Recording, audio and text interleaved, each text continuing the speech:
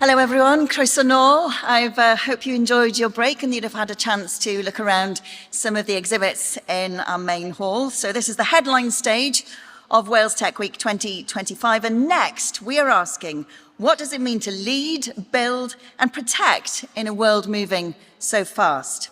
In this fireside chat, Aled Miles, CEO of Intellistack, will be having a candid conversation with Dave Cole, the CTO of Intellistack, on the future of cybersecurity and automation technologies, and how AI is transforming not only how we build software, but how we think about speed, security, and innovation.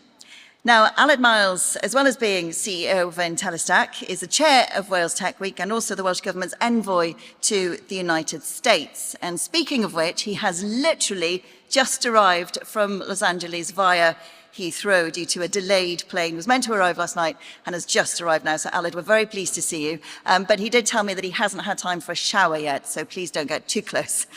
He will be joined virtually by Dave Cole, as I mentioned, the CTO of Intellistack. So please make them both feel very welcome.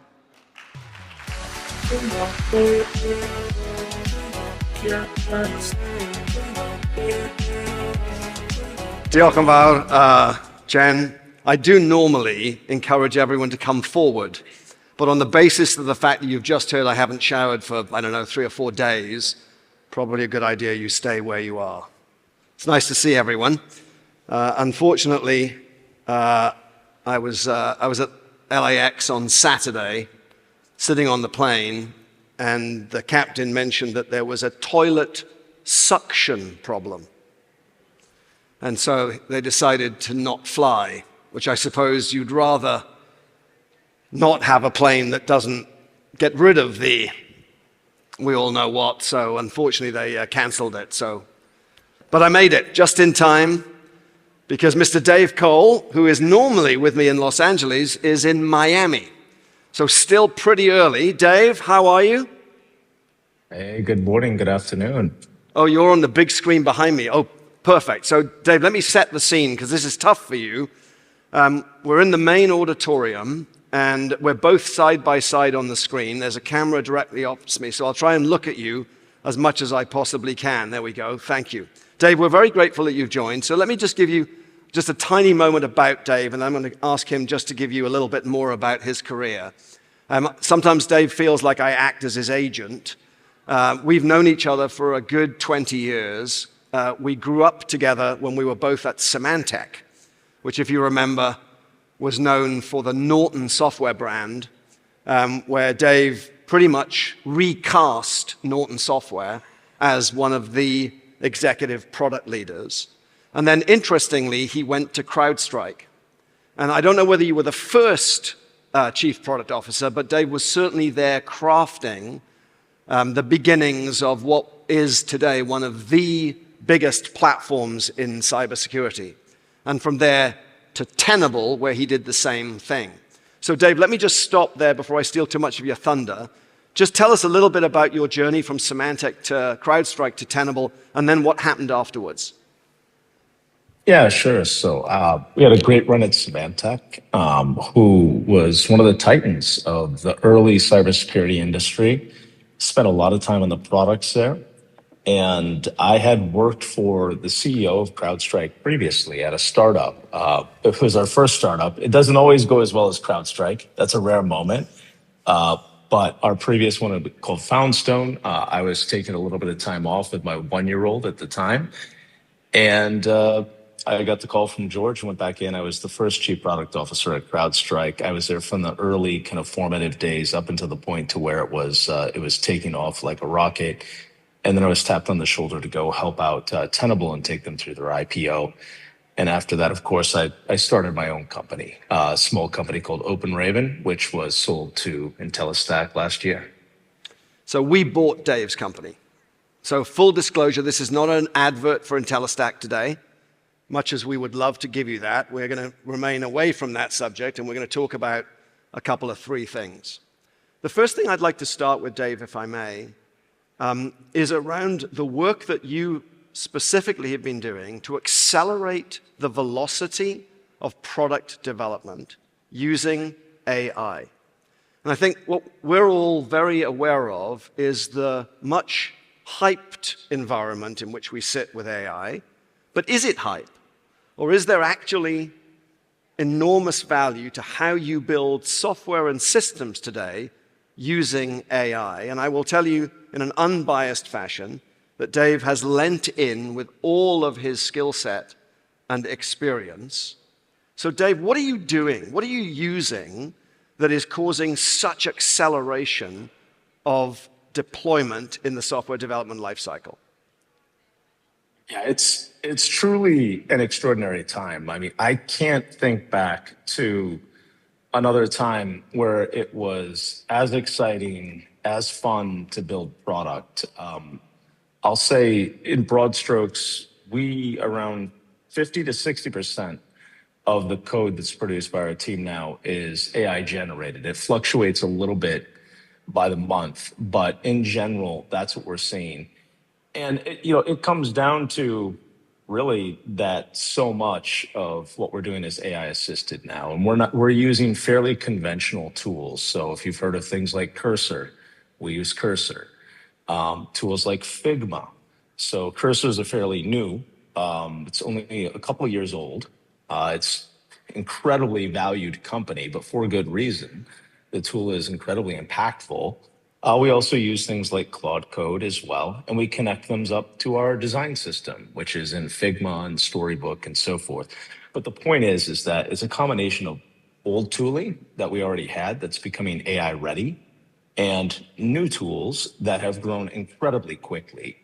And I'll say with that, the training is constant. So we do a weekly session where we're bringing in new learnings. We occasionally stop and do training because something so transformational has come out. For example, there's some new features that allow you to be much more thoughtful in your coding and do things like ask questions before you start in and plan it out methodically and so forth. And I'll say that for me personally, as CTO of a team of 70, 80 people who are coding, they won't let me touch the code base for good reason. I would make a mess of it. But one of the few ways in which I stay relevant is at nights and weekends, I'm doing my own coding. I'm doing my own project as well, just so I can truly understand what's going on, because it's so transformational. And I'll say that, if I had to code in a programming language, it would be happening. But the hottest programming language right now is the English language. So much could be done simply if you understand systems thinking, if you're methodical, if you use the tools in a very thoughtful way. Hard things are still hard.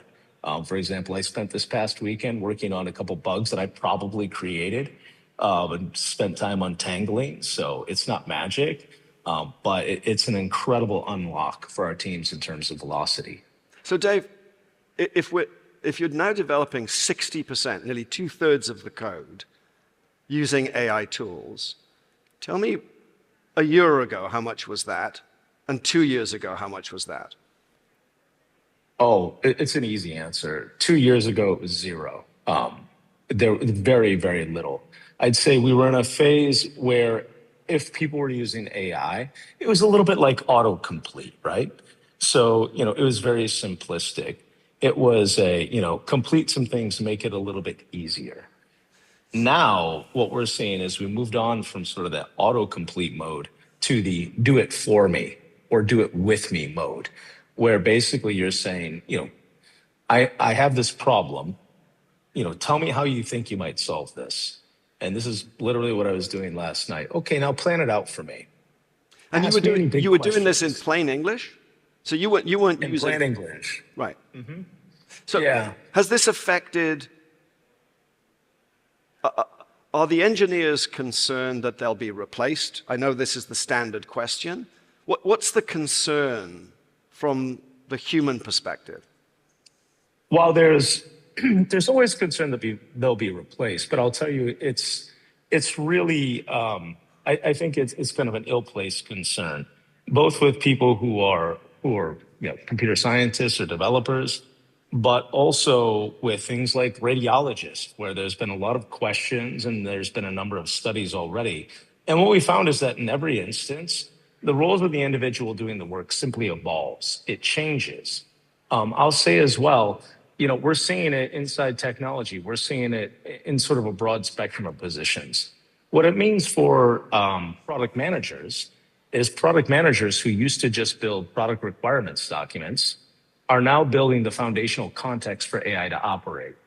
They're now building they're building prototypes instead of just documentation. Yeah.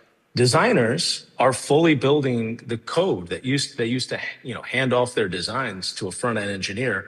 No longer. They're building front-end code. The person who used to be our front-end engineer is now building AI agents, and so on and so forth. So everyone's role is evolving considerably, but the AI itself is kind of guiding that transformation. But I've yet to see the instance where it fully eliminates the position. And in some instances, like design, taste is still, if you've ever experienced a fully AI generated application, you appreciate a really good designer very quickly. Taste is still hard to come by. So Dave, when you think about doing QA on the code, please don't tell me, is the AI doing QA on its own code? Yeah, what's amazing is that test coverage used to be a thing. You'd kind of harp on the engineers. Make sure you're writing tests. Your test coverage isn't good enough. What's wrong with you, kind of thing. Test coverage is increasingly not a problem. I'll tell you, before you even push code or commit code to where it would go up into production now, you cannot stop the AI from doing things like linting, which are common baseline quality tests. And creating AI tests is fairly easy. Coverage is still not perfect, but what's happening in that instance is our quality team is doing much higher value work now, the work we could just never get to previously that just wouldn't happen. So I'll say that even on the quality side, even though the AI is doing the work, what is it doing? It's doing the administrative work. It's doing the basic work that we always struggled to get done. And now the team is doing much more interesting, higher level work. So there's always plenty of work, which is, I think, probably what you all have seen throughout your career. But the work is fundamentally changing. Let's just switch a little bit to one of my favorite quotes, and I know you've heard me say this before, is it's the concept of the law of requisite variety theory. And it is simply that there must be as much variety in the control as there is variety in the threat. So with the substantial increase in AI capability and the attack surface area expanding, with all of your background in cybersecurity, should we be more or less concerned about our exposure to the variety of threat, and are we matching it with variety of control? Yeah, I think it's a very mixed picture right now. And I'll tell you, I normally invest in a few cybersecurity companies in a year, and I think I've invested in one in the past 24 months just because it's so hard to get a bead on what the winning approaches are going to be. It's the murkiest it's been in a very, very long time. For example, now we're seeing, much like the AI is transforming quality, which we just talked about, it will do basic security tests and basic security analysis and patching in ways that are going to probably prevent a large number of vulnerabilities. It's been a long time since we had what we call a unnamed vulnerability, like a heartbleed, or the issue we had during the pandemic with Log4j. And I think that's going to become increasingly scarce simply because the AI is doing basic security level testing. And it's doing things like blocking people from doing kind of poor practices with injecting identities and credentials into code. However, the one thing we always felt would be true if AI took off, and especially generative AI, is we felt like there would be a deep fake problem where it would be incredibly easy to simulate human beings in a very deceptive way. And sure enough, here we are. What we felt to be true is certainly true. We're seeing incredibly convincing simulations of people's voice, you know, in order tricking people to conducting wire transfers, where they very well may never see the money again. So all of those things are true, and where it's pushing a lot of the perimeter of our defenses is to our identities and authentication. Yep. So things like passkeys, multi-factor biometrics are going to be are incredibly important now, but we're still untangling what that means. And there, of course, there's some surprises as well that, whether or not they should have been surprises, you know, is another question. But we're seeing things like nation state actors like North Korea. They've had a long running scam where they would get their people, their cyber soldiers, if you will, in order to sign on with a Fortune 500 as a remote IT worker. This used to take 3 years in order to get them to understand the language, to acquire the skill set, to know how to operate in that fashion. Now they can do that in, a very, very short period of time, a month or less, by using a large language model in order to handle the language, the skill set, the questions, the translations, and so forth. This is one of the findings in a recent report by Anthropic, the makers of Claude. And this is some of the things they're finding on how people are using their AI for nefarious purposes. So, I mean, we used to say this about the internet, right? The good news is that we're all connected. The bad news is that we're all connected. The good news about AI is the agentic flows create huge automated opportunities, right? Doing things that humans can't do quickly or efficiently without fatigue or mistakes. But surely the problem is still now that the automation can produce a far greater attack capability that is much more automated and much more always on. Aren't we entering a phase of more concern? In some ways, yes. And I'd say it's not necessarily because the threat is so much worse today. It's because there's so much unknown. As I mentioned before, it's hard for me to gauge the winners on the solution side. And I've been in the space since '96, and it's harder than ever to see what the winning technologies are going to be. And I think we're entering into an era where the threat is becoming much less predictable too, simply because the capabilities are so much greater. For example, one of the things that CrowdStrike reported recently is that 80% of the attacks in the last year use no malware. Apologies to our friends at Symantec and the other folks who have antivirus software, but the significant attacks aren't using malware anymore. What are they using? They're using AI automation. They're using human and AI teaming. Much like we see in other areas, as was mentioned, people's roles are evolving. They're getting more efficient. The attackers aren't doing these crude, fully automated attacks with malware as much anymore. Yes, ransomware is still a thing. In Anthropic's report, you're seeing basically Claude code and AI coding tools being used to create ransomware. But having said that, a lot of the attacks are simply a human alongside AI conducting an attack incredibly quickly. So CrowdStrike reported that 51 seconds was all it took for a time for where someone could gain access and begin to move laterally in an environment. That means to spread into internal systems from the initial point, which is incredibly fast. That used to be a good time in which to exploit something. Now it's a time not only in which someone would exploit it, but they would also simply move across the environment unfettered. I sometimes worry that the dominance that's being created by 4 or 5 large organizations globally, we know who they are, is equally matched by the need for you to choose a cybersecurity company that is equally as dominant, such as Broadcom, such as CrowdStrike. That we're moving into a phase where it's only hyperscalers that have the capability of protection. Is that a fair assessment, a fair thought? I'd say at this point, there's a definite advantage to the larger companies who have a lot of data. There is.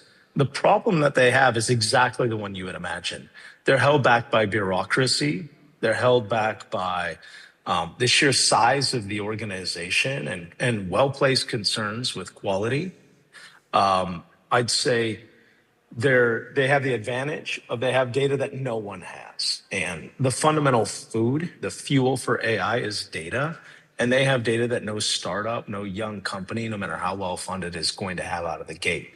Having said that, the agility of some of these smaller companies and their ability to fully adopt AI and re-architect on AI gives them a profound advantage. So it's very much these large companies like a CrowdStrike or a Palo Alto Networks or a Zscaler with their very substantial data moat and their ability to harness it up against the agility, the speed, the new mentality of startups today. And I'll say that, one of the big things we see with AI is the change from scarcity thinking to abundance thinking.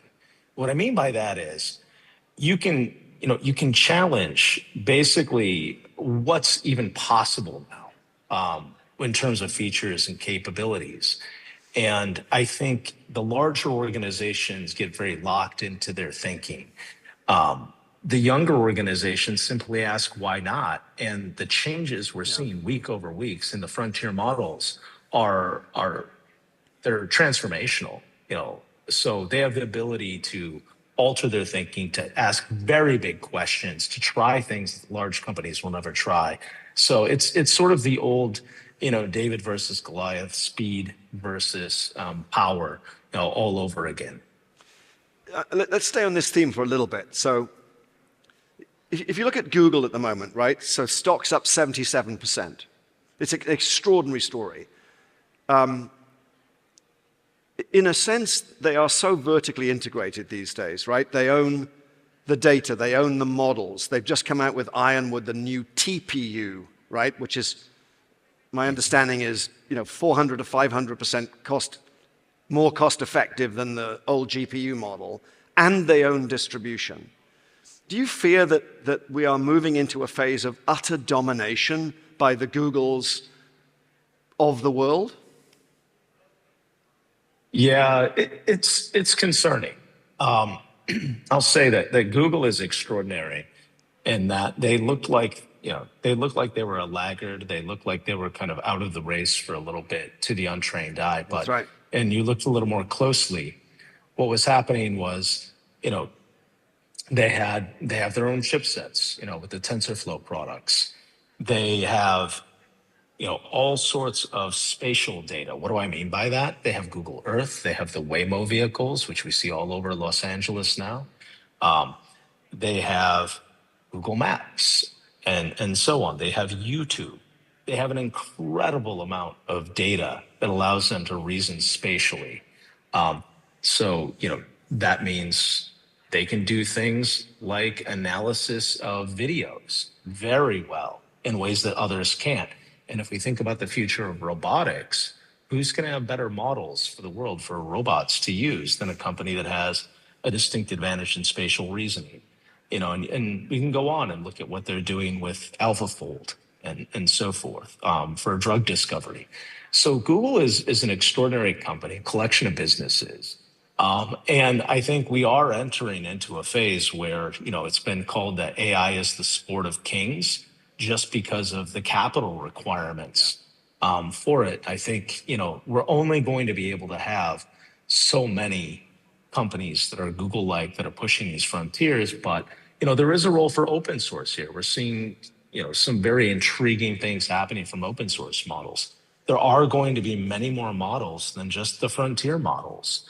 And then there's going to be room for a ton of companies who make use of those models, ask those abundant style questions, the why not kind of questions, and turn those into things. So I think there is a concern that it is the sport of kings, as they say, with AI, and there's only going to be so many companies that can credibly create those frontier models. But the AI is an ecosystem. There's many, many places to play. There's plenty of room for companies like even a Cursor, who I mentioned previously, who doesn't have their own model, but uses a combination of open source models and uses others in order to build a really innovative product. And I think in some ways, what we're seeing is what's possible by very small teams now. I think the Cursor team is valued well into the billions. I believe it's still around 60 people. So we're going to see some extraordinary small companies emerge too. Maybe they're not the ones who build the big models, but certainly those who make use of it. So for the people in the room who are thinking, how do I profit from the AI motion? What's my in? How do I gain advantage? Do you see certain aspects of business benefiting more than others in the next few years as a result of AI? Yeah, it's a good question. I'd say if anyone who claims to fully understand the impact of AI today is kind of delusional. We're all in a state where I think we're constantly being amazed, surprised. I think the room is open for anyone who's asking the right questions and willing to dive in and use the tools and learn in order to do some surprising things. I do think there is a fairly big shift that's happening from vertical solutions where you would adopt, for example, perhaps a SaaS product that solves a fairly discrete problem for an organization towards horizontal solutions. What do I mean by that?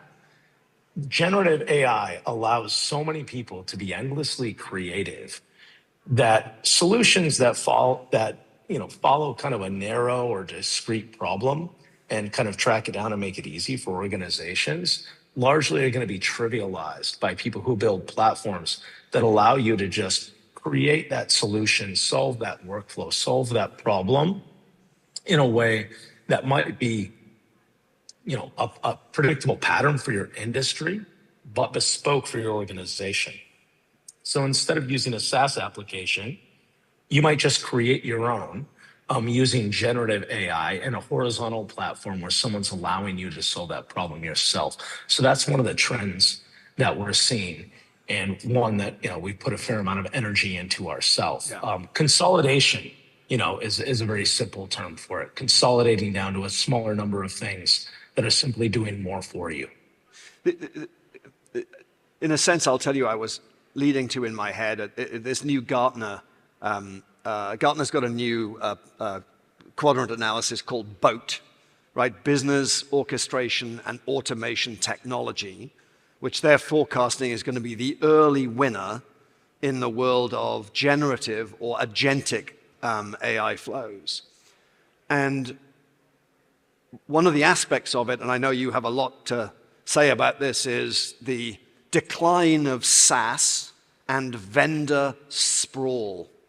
Can you just give us a few thoughts about why the reduction of vendors is so important and why a lot of commentators are thinking about SaaS as a dying world?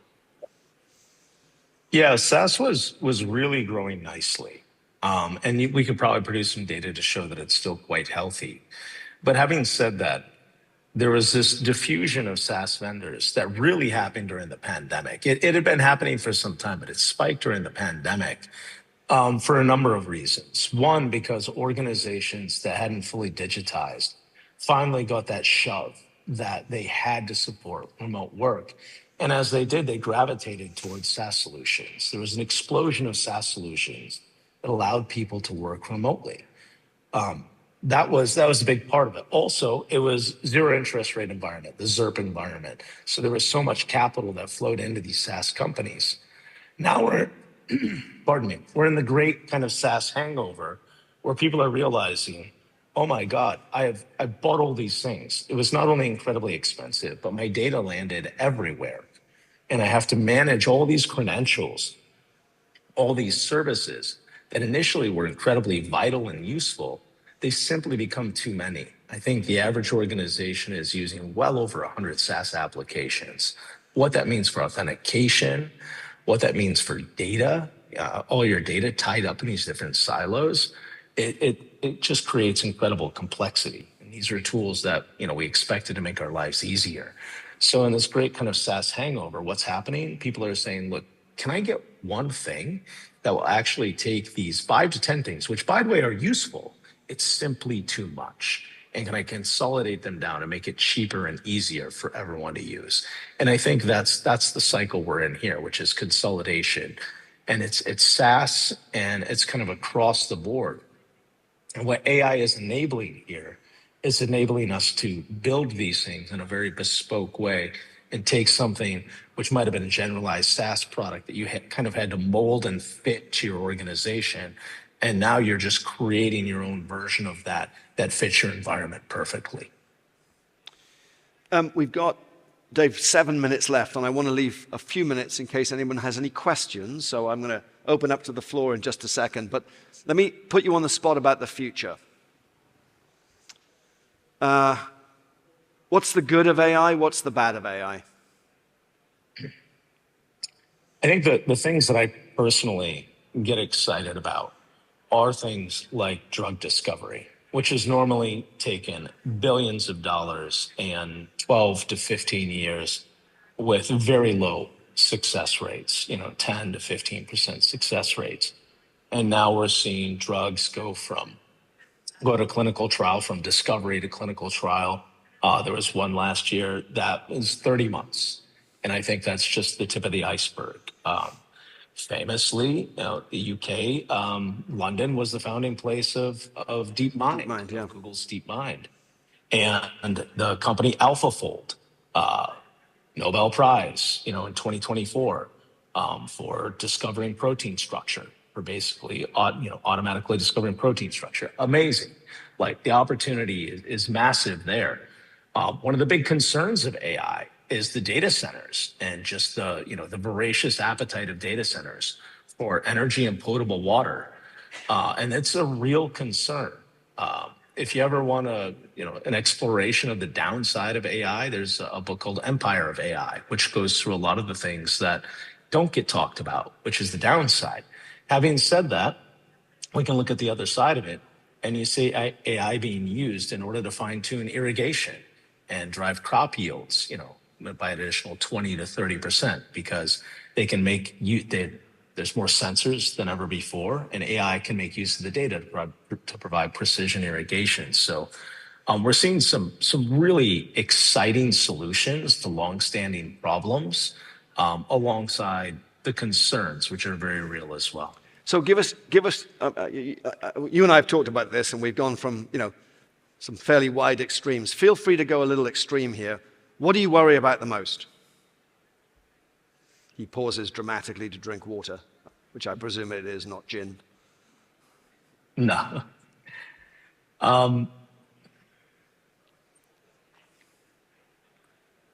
I think for me, I worry a lot less about the sci-fi type problems, which I think we can create solutions to. And anyone who works with AI enough, you realize that we're still a long way, I think, from the sci-fi style problems. My bigger concern is the human dislocation potential, and the fact that our children, especially those who, my son's in 8th grade now, soon he's going to have to make sense of a rapidly changing world and figure out what makes sense for him for a career at a time when it's incredibly difficult to do so.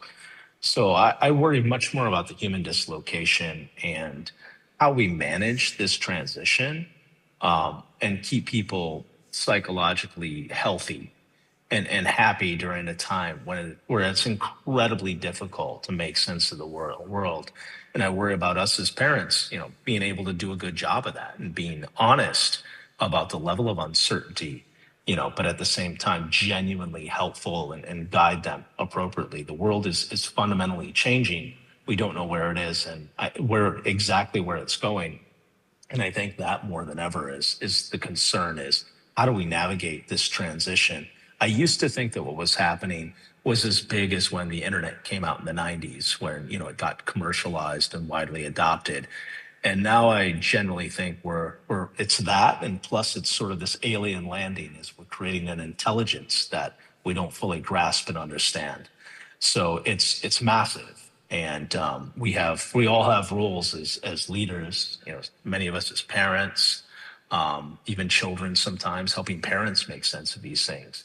And that's where more of my concern lies, is doing a great job there at a time when genuinely, there's just this great level of uncertainty.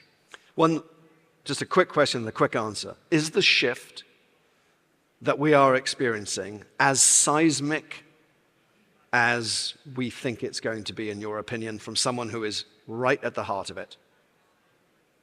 I think it's fully unprecedented. I do. Interesting. Thank you, Dave.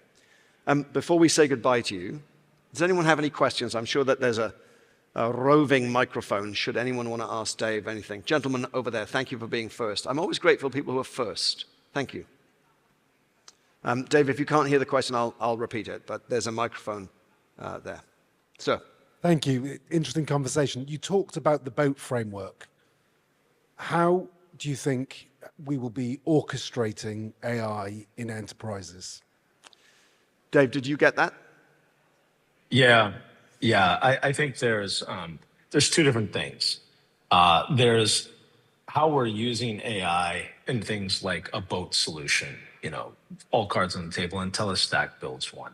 And I think with that, it's going to be up to the company you're paying to orchestrate that on your behalf and to basically enable the AI. Then there's those of us who are builders and who are building AI. And we're also using tooling for that. For example, we use a product called Langsmith to do agent orchestration ourselves. Dave, repeat the name of the product we use? It's a popular product. It's called Langsmith, Lang Smith, where we use that in order to orchestrate agents. And I think what we're going to see is people who use AI is there's going to be companies that make the orchestration seamless and painless for you. And that's the role of companies like our own and many others, both solution providers. On the other side, there's us as builders who are building those solutions. We have our own orchestration tooling as well, but instead of making the AI kind of seamless, what it's doing, what we're using them for, is there's going to be many models out there. We already have video models, we have image models, diffusion models, world models that are really good at physics, that are evolving quite quickly, alongside large language models, which has sort of stolen the spotlight. Orchestrating those and different types of models built for different things is a whole other task. So orchestration, it's a great question. Orchestration it's going to be an incredibly important topic to keep all the agents that are doing the work for us marching in the right direction, using them efficiently, using them effectively. Thank you for your question. It's a great question. Does anybody else like to ask anything else? One more. Sir. So AI 2027 talks about superintelligence in AI. That's 2 years away. You said 2 years ago you were doing 0% of your programming in AI, and now you're doing 60%. If 2 years away we're going to be superintelligent AI systems, then that really takes away the whole future of programming in that paradigm. How do you plan for that? How do you set your organization in order to have the right skills for that, what some people would call an eventuality? Great question. Yeah, I think most of the people, I was listening to an interview the other day with Sam Altman and Satya Nadella, and they're not talking about ASI superintelligence yet. They're still talking about AGI, which is a step below, right? Which some people say, hey, this is as if you had a very capable another human being, human level reasoning and so forth, operating on your behalf. There's a number of people who are saying AGI itself, let alone ASI, is easily 10 years out. And I can tell you, I fall more in the line of kind of 10 years out. I think there's, the models are extraordinary, but also we're probably going to end up in a place to where we're using multiple different types of models for different things. And even to achieve, AGI, we're likely going to have to coordinate multiple types of models. If you think about it, our brains are extraordinary. They operate in different ways. They everything from how they handle the five senses to complex reasoning. The models are going to have to approximate some mode of that. And I've heard people say they believe it's as many as 100 years. I don't believe that to be true. I think that's a very extreme position. The reality is we don't know.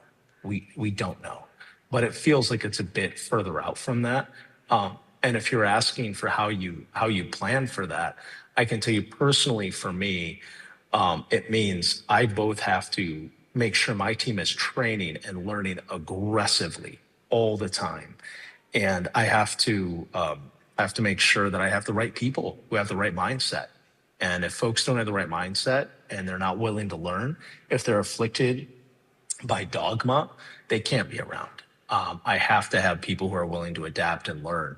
And for me personally, as a CTO, it means I can't just be someone who's learning about this through podcasts and books. I have to be doing it. I have to have a visceral, hands-on level of understanding so I can gauge what's truly happening. This is the time where I think you both have to be high level and understand the big picture, but also if you want to truly understand what's happening, you have to be making and doing yourself. The demand is much higher in order to understand what's truly happening. Thank you, Dave. Just out of sheer interest, when Dave mentioned what he did in the last 30 seconds, he avoided hiring a senior vice president of engineering for the last 8 months. We've just hired someone so that Dave could go deep. He's a product guy who understands engineering as opposed to an engineering guy who understands product and has practiced himself exactly what he's preached. Not an advert. If you want to understand what Dave is building, obviously we have a booth at the show right when you walk in. Dave has really developed orchestration and agentic flows to be able to automate things. I won't do the advert, but feel free to go ask any of our team. Dave, we got you up early in Miami. Thankfully, you weren't in LA. That would have been a really early morning. Thank you very much indeed. Nobody moved. I think we only lost 1 or 2 people during, so thank you for being your usual entertaining, engaging, but also educative self. Dave, thank you. Look forward to seeing you when I get back. Thanks for being with us, Dave. Thanks, Ellen. Thanks, everyone. Thanks for having me. Yes, thank you very much to Dave Cole, who's the CTO of Intellistack, and also to the CEO, Aled Miles. Diolch yn fawr iawn I chi, Aled. Yes, insights there into the seismic and unprecedented shift ahead, as he was talking about. And as Dave said, we all need to adapt and to learn continuously. So the next session here on the headline stage at Wales Tech Week will be after lunch. That's at 2 p.m. That's on cyber innovation strategies for global stability and resilience. So that leaves you plenty of time to head out to the main hall and take a look at those exhibits and demonstrations. So I do hope to see you here again at 2 p.m. Dewch yn ôl ato ni am 2 o'r gloch ar gyfer y sesiwn nesaf, and do enjoy your lunch break.